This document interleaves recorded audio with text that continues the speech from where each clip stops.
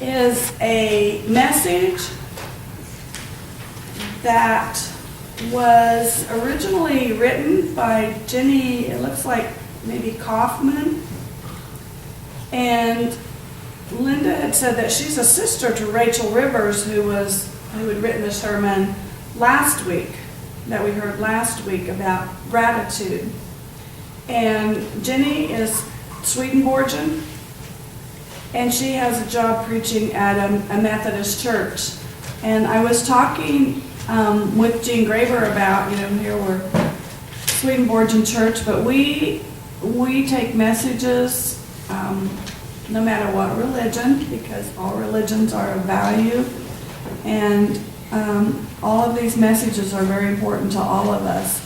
And so this one today is when bad things happen. And so it's Jenny Kaufman, who's the I in the story, and there's one other person that she talks about in it, and I want to give a little bit of background. There's a Reverend Adam Hamilton that she refers to a couple of times, and he's a senior pastor of 20,000 member United Methodist Church of the Resurrection in Leawood, Kansas. And so when she refers to Reverend Hamilton or Reverend Adam, then she's talking about referring back to him. So I'm going to read that in her terms here. So can you hear, Eric? Can you hear? Okay. Good morning and welcome. Last Sunday, as we began a 4-week sermon series based on the book When Christians Get It Wrong by Pastor Adam Hamilton, in his sermon, Richard addressed the issue of when Christians are unchristian. Examples he gave are when, in place of loving one another as Jesus taught, instead we are judgmental, quick to label others as sinful, yet blind to our own grievous shortcomings. When our actions are inspired by self-serving motives rather than true concern for others, and also how people can get so caught up in details such as how much water is necessary for a real baptism, and thus fail to see the big picture, the picture that focuses on love. Today we continue this series focusing on how far, too often, when bad things happen, Christians again, in our response, get it wrong. And it wasn't hard for me to find a fitting example. It was December 29, 1941, and my dad, 18 years old at the time, frantically ran through the snowy woods. In record time, he got to one end of the pond and then raced to the other end. And that is when he saw it, 50 feet out from the shore, the hole in the ice. The hole that, not many minutes earlier, his 6-year-old brother Richie had fallen through. His first instinct was to run out onto the ice himself to try and save his wonderful little brother. But thankfully, the voice of reason spoke and he heard it. He knew his parents didn't want 2 funerals in 1 week. How could this have happened? Just a few days earlier, they had told Richie to not go out on the ice, that it wasn't safe. His family thought nothing of it, when on the morning of the 27th, Richie went to play at his friend Jimmy's. Richie had wanted to go cutting wood in the forest with his father, but his father had said no, it was too dangerous. So instead, Richie and his first grade classmate Jimmy had gone out on the ice, unaware under the snow just how precariously thin it was.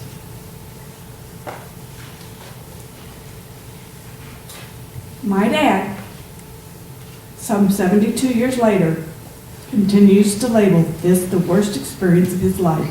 This didn't even happen to me. He remembers crying at night. He recalls sitting with the body in their house, the very chair he sat on. And he recollects the minister, in an effort to console the family, explaining that on the ladder of life, Richie had come to a run where he was needed more in heaven than on earth. And my father vividly remembers his response. "That's ridiculous," he thought. He said at first he was angry to hear things like that because not only did they not provide him any comfort, they also didn't fit in with his idea of a truly loving God. And he continues, as I said, some 72 years later, to be appalled when people put forth the conviction that there is a reason for everything to state that it is part of God's plan, or insist that everything happens for the best. From my dad's perspective, influenced by his painful experience, that is simply bad theology. Adam Hamilton states that the greatest challenge to faith in God for many people is reconciling our loving God with the suffering and pain they see in the world around them. When we encounter profound suffering, it can shake our worldview and lead us to question just why things are the way they are. For people of faith, this process includes coming to an understanding of God's role in all of this. Hamilton's position is that the things Christians say in the face of suffering may be both wrong and actually serve to push people away from God. Hamilton tells of a woman who wrote to him saying, "Our baby died this past spring when he was 6 weeks old. So many Christians we have encountered since that time tell us this was God's plan." Hamilton then goes on to say, "Some may find comfort in the idea that God brings about the death of 6-week-old children, but most would find it difficult to worship, love, serve, and trust a God who acts in this way." This perspective is in line with my dad's response. Hamilton continues, "Christians often say things like, 'It must be the will of God,' or 'everything happens for a reason.' The former assumes that everything happens because God wills it to happen. The latter assumes God has a plan in place, a predetermined script for our planet and everyone on it, and that everything that happens is written in the script and serves a purpose that we cannot simply see right now. Most people accept these assumptions without question. I, Hamilton writes, invite you to question them. One conviction, which I believe is an example of when Christians get it wrong, is that when bad things happen, this is divine punishment. People have described the attacks of 9/11 and Hurricane Katrina as God's punishment of America. I have sat with parents in the hospital as they struggled not only with the fact that their child was dying, but also weighted down by the belief that this was, in some way, retribution for something, known or unknown, they themselves had done. And it is not hard to understand why some Christians hold this belief, for this is how much of the Old Testament views suffering. If you suffer, it is because you have sinned. But this position is refuted in the book of Job, which ends with God chastising Job's friends and blessing Job. And while many people find the book of Job's explanation for the cause of suffering somewhat unsatisfying, what is clear is that it was not punishment for something Job had done wrong.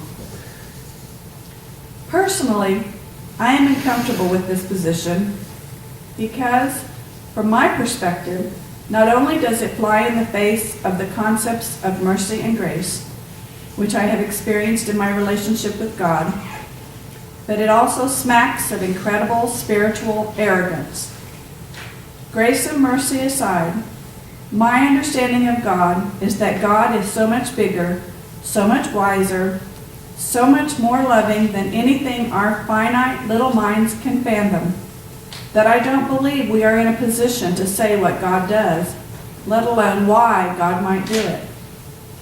It is always dangerous to speak of another's motivations, and I believe it is particularly unwise to speak with apparent certainty about something which is truly beyond our knowledge. This also applies to another response of Christians when confronted with great suffering.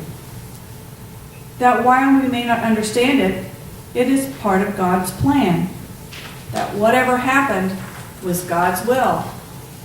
And that everything that happens is for the good. I struggle with this explanation as well. If all that happens is the will of God, then what of human freedom and personal responsibility? How would you react if someone stole something from you and said, "Sorry, part of God's plan"? If everything that happens is the will of God, what, then, is our role? And what meaning is to be found in life? The Reverend Dudley C. Rose expresses this very well. Over time, he says, I have come to believe that if we were but actors in a play, if God simply gave us a script and everything that happens is just reading the lines, that life would have little, if any, meaning at all. Perhaps the most famous sermon preached on this topic was delivered in 1983 by the Reverend William Sloane Coffin, just 10 days after his son Alex was killed in a car accident. Reverend Coffin said that, for some reason, nothing so infuriates me as the incapacity of seemingly intelligent people to get it through their heads that God doesn't go around this world with his fingers on triggers, his fists around knives, his hands on steering wheels. As to why bad things happen, Coffin says, violent deaths, such as the one Alex died, to understand those is a piece of cake. As his younger brother put it simply, standing at the head of the casket at the Boston funeral, "You blew it, buddy. You blew it." Coffin goes on to say, as the voice of experience, the one thing that should never be said when someone dies is, "It is the will of God." Never do we know enough to say that. My own consolation lies in knowing that it was not the will of God that Alex died, that when the waves closed over the sinking that when the waves closed over the sinking car, God's heart was the first of all our hearts to break. The reality is that there is great disagreement and lack of clarity as to the why question. What is clear, though, is that very rarely, when people are hurting, does a theological treatise provide much comfort. When a child skins their knee and is crying, they don't need a physics lesson. They need to be picked up and hugged. Similarly, when tragedy strikes, the theological explanations are not what is needed. What is needed is comfort, a compassionate presence. What is needed is love. Reverend Rose makes another very significant observation that just because something was not the will of God does not mean that God was in no way present or involved. Speaking of affliction, Rose explains that when the affliction came, as inevitably it would, God would keep nudging things so that a blessing might come out of it nonetheless. Hamilton makes a similar point when talking about the earthquakes in Haiti. He says he doesn't believe God caused this earthquake. We have a pretty good idea why earthquakes happen. It is not the Bible, but science that helps us here. He then continues, so the question is really, where was God in Port-au-Prince when the earthquakes occurred? God wasn't shaking the earth in order to kill innocent people. But I saw God in a medical team from a church in Iowa, treating people in the midst of the rubble. I saw God in the doctors and rescue workers who were moved by the tragedy immediately left the comfort of their homes in the States to be of help. God was not the source of of the earthquake, but of the comfort and hope people found as they buried their dead. When my father's little brother Richie died, my father was a freshman in college studying business administration. The death of his brother changed my dad's life forever. He could easily, after such a tragedy, have written God off, refusing to worship a God who would take an innocent child. A God who, in the words of the visiting minister, needed Richie in heaven. What I admire is that my dad did not get stuck in his feelings of anger or bitterness. Instead, he worked through and transformed his pain into a mission. He changed his career plans because he wanted to help prepare people for a crisis like the one he experienced. He did not just want to counsel people who were suffering. He wanted to equip people with a better theology that would help them cope with tragedy. He wrote a pamphlet for parents who had lost a child. My dad chose the path of an ordained ministry as a means to help others be better equipped to face life's inevitable challenges. But I can't help but wonder, why do people say such things when bad things happen? I can't say for sure. Perhaps because in the midst of what feels like overwhelming suffering, there is a need to hold on to the idea that God is in charge, because the pain that some endure in life, as well as the recognition of what humans can do to each other, feels like too much. Perhaps when confronted with painful emotions, people want to retreat to their heads and focus on a concept, an idea, instead of a feeling. I realize that I have not fully answered the question of how to reconcile a loving God with the existence of suffering. This is a very important topic, and I, or any of the other pastors, would be happy to meet with anyone who wants to discuss it further, and I invite you to come to the discussion group. However, today the focus has been on when, in times of tragedy, Christians get it wrong. The scripture we chose for this morning was from Psalm 22, which began with the haunting question, my God, why have you forsaken me?" We chose this because this question expresses what many people feel in the midst of a great tragedy, abandoned by God. My hope is that we not compound their suffering by preaching theology that pushes the love of God even further away. Instead, may we bravely walk into their hell for a heavenly cause. May we bravely enter their world of pain, not bringing an intellectual explanation for their suffering, but instead a loving embrace, listening ears, a meal or other concrete expression of care and concern. When they are floundering, feeling so far removed from God's grace, may we have the grace to reach out to them and to be the hands of Christ, providing, when it is so desperately needed, a firm foundation in God's merciful love. Amen.